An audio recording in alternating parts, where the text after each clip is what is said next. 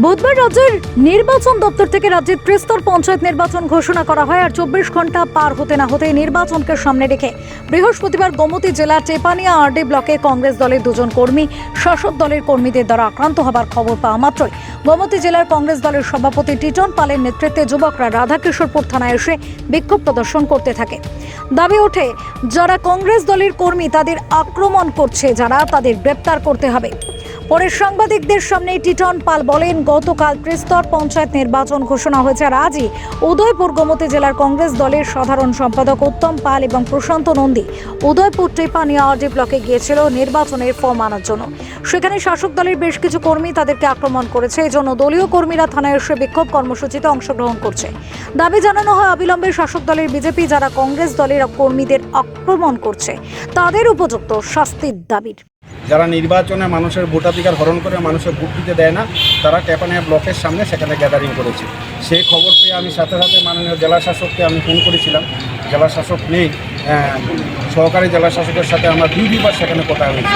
আমি বলেছি যে তারা মিটিংয়ে গেছেন, তারা আসার সময় নমিনেশন পেপার সংগ্রহ করে আনবেন। আসার সময় বাইরে সেই নমিনেশন পেপার ছিনতাই করা হবে এবং তাদের উপর শারীরিক আক্রমণ করা হবে। জেলা শাসককে দুইবার আমি ফোন করেছি।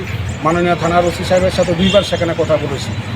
ওসি সাহেব দিয়েছেন পুলিশ নিয়ে, কিন্তু আমরা কিছুক্ষণ পরেই খবর পেলাম যে আমাদের জেলার সাধারণ সম্পাদক যিনি প্রাক্তন উপপ্রধান উত্তম পালের উপর ব্লকের ভেতরে বিজেপির হাঙ্গাত বাহিনী সেখানে আক্রমণ করেছে। সেই ঘটনার খবর পেয়ে আমরা উদয়পুর জেলা কংগ্রেসের অফিসে আমরা ছিলাম। আমরা তড়িঘড়ি সেখানে আমরা থানায় এসেছি, আমরা বিক্ষোভ দেখাচ্ছি এবং আমরা দাবি করছি যারা উত্তম পালের ওপর আক্রমণ করেছে তাদের যেমন গ্রেপ্তার করতে হবে এবং উত্তম পাল প্রশান্ত নন্দীকে ব্যারিকেডের মধ্যে এখনও আছেন সেখান থেকে তুলে তাদের সেখানে নির্দিষ্ট স্থানে সেখানে প্রশাসনিকভাবে সিকিউরিটি দিয়ে পৌঁছে দিতে হবে। এবং যেহেতু নির্বাচন চলছে, নমিনেশন তুলবে, জমা দেবে, এই যে একটা প্রক্রিয়ার যাতে খুব সুন্দরভাবে সম্পূর্ণ হয়, নিজেদের যাতে নমিনেশন তুলতে পারে, জমা দিতে পারে, তার 100% সিকিউরিটি সেখানে অ্যারেঞ্জমেন্ট করতে হবে।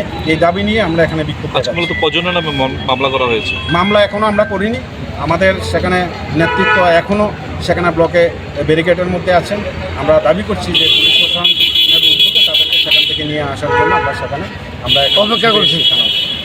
Bureau report, SD news media, Tripura.